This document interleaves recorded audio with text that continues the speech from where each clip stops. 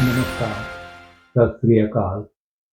जैसे कि आप जानते हैं कि खालिस्तानी आतंकवादी किसानों के भेष में सरकार के खिलाफ किसानी आंदोलन चला रहे हैं, गुरुद्वारों से लंगर जा रहे हैं।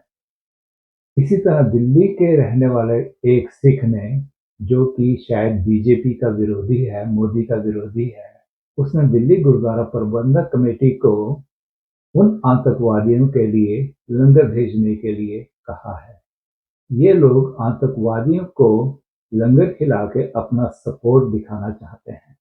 जब कुछ सिख पंजाब से राम मंदिर के लिए लंगर ले जा रहे थे, तो कुछ कट्टरपंथी धर्मात्माओं ने उसका विरोध किया, उनको बुरा भला कहा, गालियां दी, अधर्मी कहा, बलात्कारी कहा। उनको बीजेपी और आरएसएस के आदमी बताकर उनसे पूछते थे कि आपको बीजेपी ने कितने पैसे दिए। इन सिखों को अपने लंगर का बहुत ज्यादा अहंकार, अभिमान हो गया है। सिख लंगर चलाए तो धर्म, दूसरा अगर लंगर चलाए तो अधर्म। सिखों के गुरुद्वारे का प्रसाद पवित्र, पर दूसरा प्रसाद अपवित्र। और हर गुरुद्वारे में लंगर का रेट होता है, उसके पैसे लेते हैं। मरने पर भी जो लंगर होता है उसके भी पैसे लेते हैं। ये जो गुरुद्वारे में लंगर चल रहा है, ये संगत के दिए हुए पैसों से ही चलता है। दरबार साहब भी चले जाओ, वहां पर भी आपको पैसे से ही प्रसाद खरीदना पड़ेगा, जो कि उनकी बहुत बड़ी आमदनी का हिस्सा है।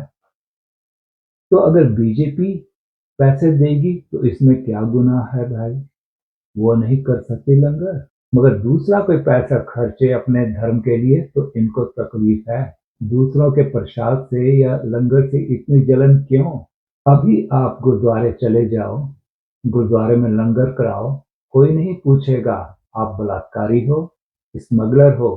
पर अगर राम मंदिर के लिए कोई लंगर ले जा रहा है तो उसका पूरा बैकग्राउंड चेक करते हैं, उस पर स्मगलर, बलात्कारी होने का इल्जाम लगाना शुरू कर देते हैं। उनको सरकार के खरीदे हुए लोग बताना शुरू कर देते हैं।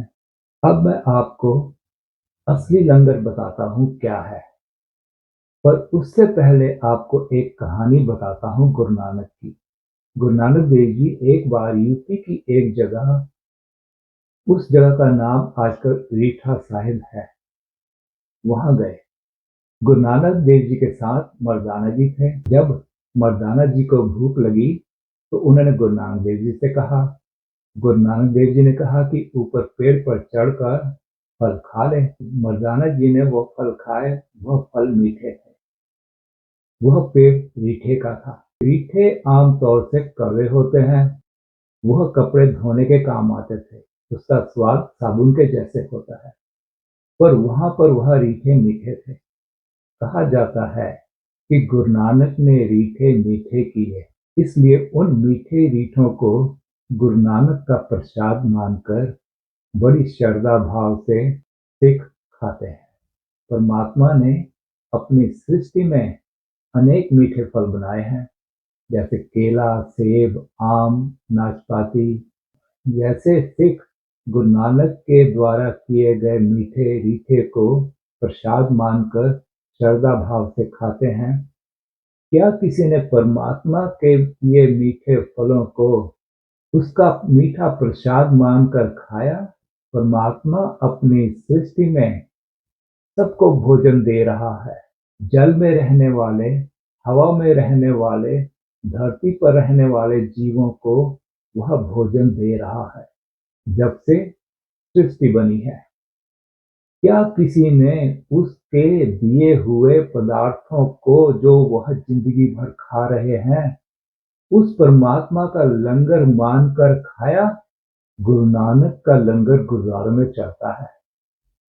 माना जाता है कि गुरु नानक ने यह लंगर चलाया, उन्होंने भूखे साधु संतों को भोजन कराया था, तब से यह लंगर चल रहा है। गुरु नानक से पहले किसी साधु संत को कोई लंगर या भोजन नहीं खिलाता था।